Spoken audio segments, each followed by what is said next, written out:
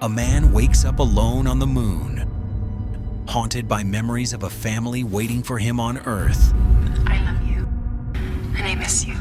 Until he meets himself, and the truth shatters everything he thought was real. A man wakes up alone on a lunar mining base, 3 years into his contract, counting the days until he returns to his wife and daughter on Earth. Then he meets himself, another version of Sam Bell, confused and terrified, and realizes he's never going home because he was never real to begin with. Duncan Jones made Moon for $5 million with one actor, one location, and 0 action sequences. It premiered at Sundance to standing ovations, earned $9.76 million worldwide, and disappeared from theaters before most people knew it existed.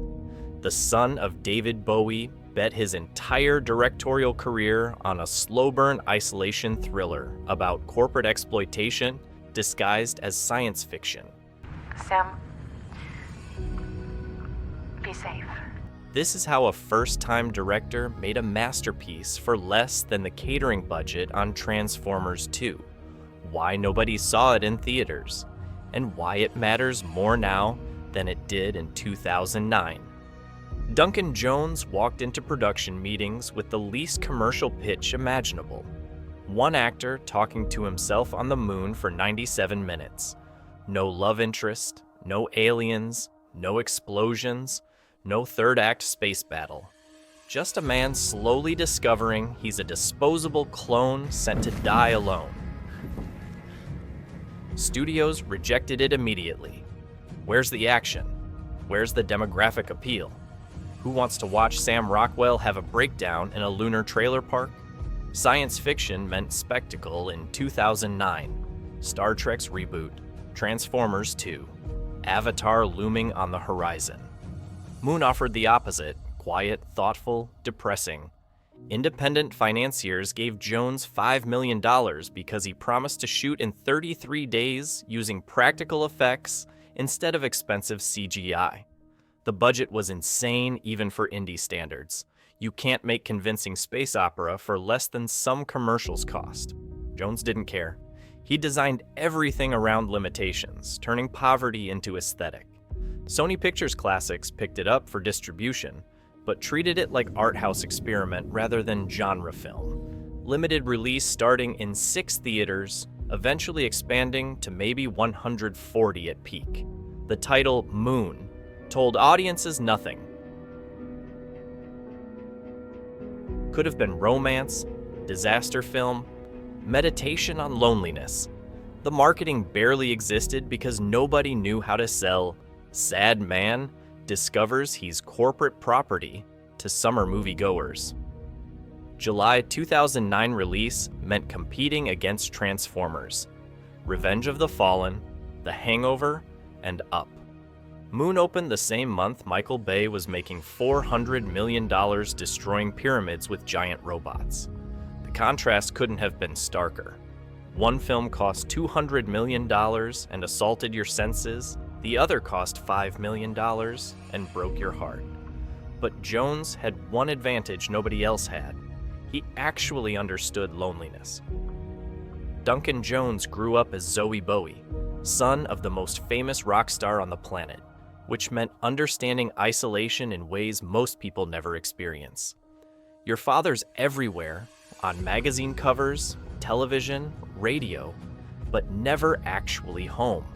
Fame without connection, presence without intimacy. Moon reflects that lived experience. Sam Bell is surrounded by communication technology, video messages from Earth, Gertie the AI assistant, corporate broadcasts, but he's completely alone in ways that technology can't fix. Jones didn't research loneliness for this film. He'd been studying it his entire childhood. The director made crucial decision early. Practical effects over CGI whenever possible. This wasn't just budget limitation, it was artistic choice rooted in loving 1970s, science fiction like Alien and Silent Running. Jones wanted Moon to feel tactile, physical, real. He hired model makers to build miniature lunar bases and rovers that would be photographed like Star Wars ships, not rendered digitally. Dr. Brian Cox, the physicist and TV presenter, signed on as science advisor to keep everything scientifically plausible. The helium-3 mining operation, the lunar environment, even Sam's physical deterioration, all grounded in actual science rather than Hollywood hand-waving. Shepperton Studios in England became the lunar base, the same facility where Alien was filmed 30 years earlier. Jones shot everything in 33 days, building full-scale interior sets that felt functional rather than futuristic. This wasn't sleek Apple Store sci-fi, it was industrial mining equipment, cramped quarters, corporate functionality over comfort. The isolation wasn't just thematic, it was the production method. Jones directing his first feature with everything to prove and a budget that allowed zero mistakes. He convinced one actor to carry the entire film alone. Sam Rockwell's career gamble. Sam Rockwell was the character actor you recognized but couldn't name in 2009. Moon gave him the impossible challenge: carry an entire film alone while playing two versions of the same person having a breakdown. Rockwell plays Sam Bell, a lunar contractor counting days until he returns to his wife and daughter. Then, he meets another Sam Bell. Younger, healthier, confused, and discovers the truth. He's a clone. The corporation sends clones on 3-year contracts with implanted memories, lets them die, then activates fresh replacements, cheaper than supporting real humans. Rockwell had to play dying Sam, sick, angry, desperate, and fresh Sam, optimistic, naive, in the same scenes. He performed opposite himself, shooting each Sam separately, then acting to empty space where he'd just been standing. No stunt double, no stand-in. Weeks of genuine isolation that made the loneliness real, rather than performed. Kevin Spacey voiced Gertie the AA remotely, meaning Rockwell acted to nothing while pretending a helpful robot watched him deteriorate. He physically transformed, making himself look gaunt for the dying clone. Career best performance that got ignored, because science fiction doesn't win acting awards, even when the actor deserves them. Duncan Jones built a full-scale lunar base interior at Shepperton Studios that looked like an actual mining facility. Cramped, functional, covered in warning labels and worn surfaces from years of use. This wasn't sleek, futuristic design. It was industrial equipment that felt like it had been operating for decades, housing disposable workers in disposable conditions. The lunar surface didn't require location shooting or green screen trickery. Jones used model miniatures for rovers and structures, filmed against carefully lit backgrounds using techniques from the 1970s Star Wars. These practical models cost a fraction of CGI and looked more convincing because they were actually there, casting real shadows, moving through physical space. Gertie's design was brilliantly simple, just a screen showing emoji-style faces. Smiley when helpful, concerned when Sam's upset, neutral when delivering bad news. The minimalism made the AI more unsettling than any elaborate robot design could achieve. You never knew if Gertie cared or was just programmed to seem caring. The 33-day shooting schedule eliminated second guessing. Jones had to trust his instincts, shoot efficiently, move forward. Rockwell's isolation during filming enhanced the performance. Spending weeks alone in that lunar base set created authentic exhaustion and loneliness that couldn't be faked. Clint Mansell, who'd scored Requiem for a Dream, composed a devastating piano-driven score that did emotional heavy lifting. The music swells during Sam's realization scenes, making his quiet horror feel overwhelming without a single explosion or action beat. Jones proved you could make science fiction that looked expensive by being smart instead of lavish. Every dollar visible on screen, all of it serving story rather than spectacle.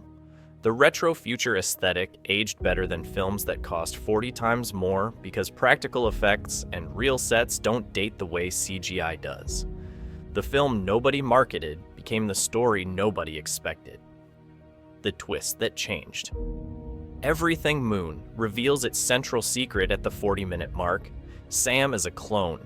There have been hundreds before him, and he's going to die so the corporation can activate the next replacement. Most films would save this for the climax. Jones puts it in the middle because the twist isn't the point. What Sam does with that knowledge is, the horror isn't aliens or space disasters. It's corporate cost-cutting using human lives as expendable resources.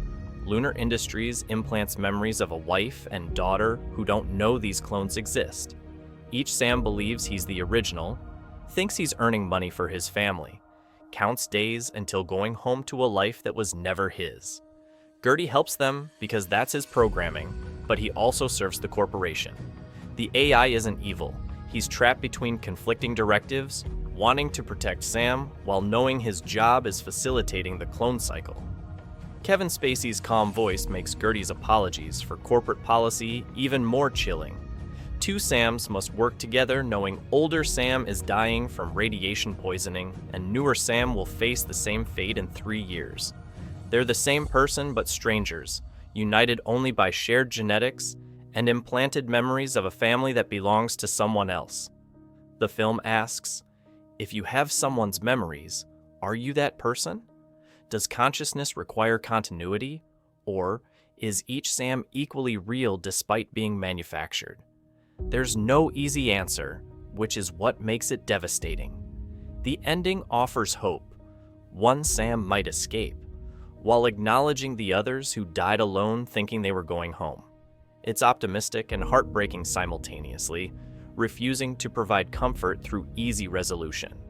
Critics recognized the brilliance immediately. Audiences never got the chance to see it. The box office. Nobody Noticed Moon premiered at Sundance 2009 to a standing ovation. Sony Pictures Classics picked it up for distribution, then released it in 6 theaters. 6. The film eventually expanded to 140 theaters. Maximum. Nothing for a release hoping to find mainstream audience. Total domestic gross, $5 million. Exactly the production budget. International brought the worldwide total to $9.76 million. By blockbuster standards, complete disaster. By indie standards, barely breaking even after marketing costs. Sony gave it minimal promotion. Art house treatment for a film that deserved wider recognition. Reviews were glowing but appeared in publications casual moviegoers don't read. Roger Ebert called it a superior example of that threatened genre, hard science fiction. Nobody Noticed. Duncan Jones won the BAFTA for Outstanding Debut by a British writer, director, or producer. Sam Rockwell received 0 major award nominations despite delivering career-defining work. The film that should have launched conversations about corporate exploitation and artificial personhood played to empty theaters, then vanished. But something unexpected happened next. The cult classic. That Earned It Moon disappeared from theaters and found its real life on DVD and streaming. Science fiction fans discovered it organically, passing recommendations through forums and Reddit threads like Contraband. You haven't seen Moon? Stop everything and watch it now. The cult status grew slowly, deliberately, through genuine word of mouth rather than marketing campaigns. Film YouTube channels started featuring it in underrated sci-fi masterpieces videos.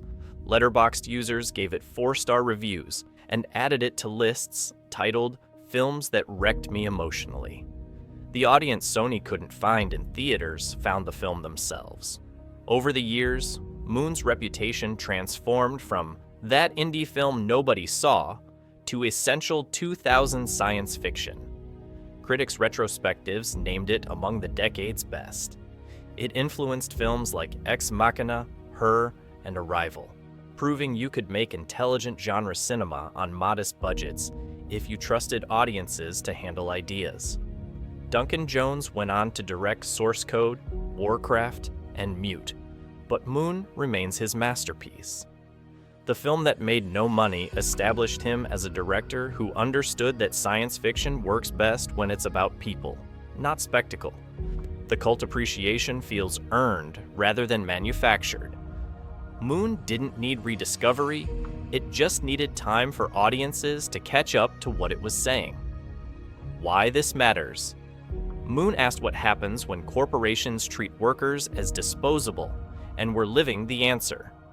Gig economy contractors with no benefits, remote workers isolated in home offices, employees replaced the moment they're no longer profitable. Sam Bell's nightmare is our reality without the clones. The film made isolation and corporate exploitation personal in ways that hurt. Jones understood loneliness, Rockwell made you feel it, and together they created science fiction that stays with you, because it's about being human in systems that treat you as replaceable. Have you seen Moon? Did Rockwell's performance deserve more recognition? Tell me in comments, and if you haven't watched it, stop reading and go watch it now.